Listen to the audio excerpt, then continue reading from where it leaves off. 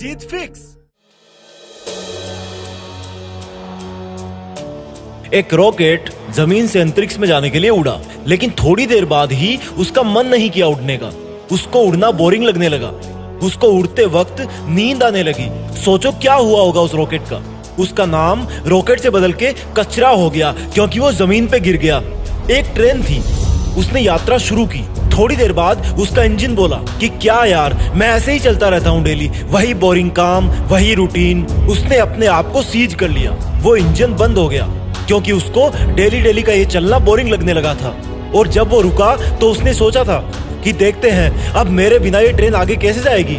लेकिन क्या हुआ, थोड़ी देर में रिपेयर टीम आई, इंजन को देखा, वो फिर से स्टार्ट हुआ। आखिर में इंजन बदल दिया गया और ट्रेन तो फिर भी चल पड़ी। क्या सीख मिलती है हमें इन दोनों किस्सों से? रॉकेट वाला किस्सा बताता है कि अगर तुम्हें अपना काम, अपनी पढ़ाई बोरिंग लगने लगी है ना, तो इसका मतलब अब तुम्हारी किस्मत का कचरा बनने वाला है, क्योंकि तुमने सीखना बंद कर दिया है। अगर तुम्हें पढ़ते वक्त आलस आने लगा है, तो इसका मतलब अब थोड़े दिनों में तुम्हारी लाइफ का कचरा बनने वाला है। अगर इसको कचरा बनने से बचाना है तो अपनी पढ़ाई, अपनी मेहनत जारी रखो। ट्रेन से क्या सीखने को मिला? अगर तुम सोच रहे हो कि ये काम सिर्फ मैं ही कर सकता हूँ, तो ये तुम्हारी सबसे बड़ी भूल है। अगर तुम पढ़ रहे हो, इसका मतलब ये नहीं कि इस दुनिया में सिर्फ तुम अकेले पढ़ रहे हो। अगर कोई जॉब जो तुम्हें चाहिए थी और अगर तुम बीच में ही पढ़ाई करने से रुक गए, तो वो जॉब कोई और ले जाएगा।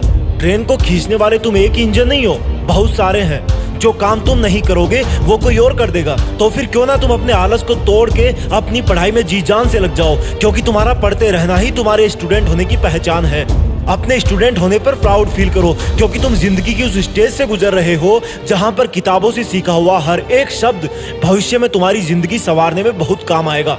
ये पढ़ाई कोई बोझ नहीं है, बल्कि इस ज्ञान की नाव पर जो सवार हो जाएगा, उसको ये नाव कहीं पर भी ले जाएगी, अच्छे से अच्छा जॉब दिलाएगी, इज्जत, दौलत और शोहरत सब होंगे। घड़ी में टाइम देखना बंद करो। उधर तुम देखो या ना देखो, वो चलती रहेगी। अगर करना है तो पढ़ाई करो, अपनी मंजिल के पहाड़ पे चढ़ाई करो। तुम्हारा सिलेबस और किताबें तुम्हारे जैसे IQ लेवल वाले स्टूडेंट्स के लिए ही बनाए गए हैं। इसलिए ये कहना बंद करो कि ये मुझसे नहीं होगा, और हाँ होगा, और वो भी सिर्फ तुझसे ही होगा। फिर भी पढ़ने और आगे बढ़ने का मन ना हो तो देखना अपने देश के झंडे की तरफ, कितने शान से वो लहरा रहा है। तो तू क्या नहीं चाहेगा उस झंडे के गौरव को और बढ़ाने के लिए तू खूब मेहनत करे, देश में तेरा नहीं बल्कि दुनिया में देश का नाम करे। जय हिंद, वंदे मातरम।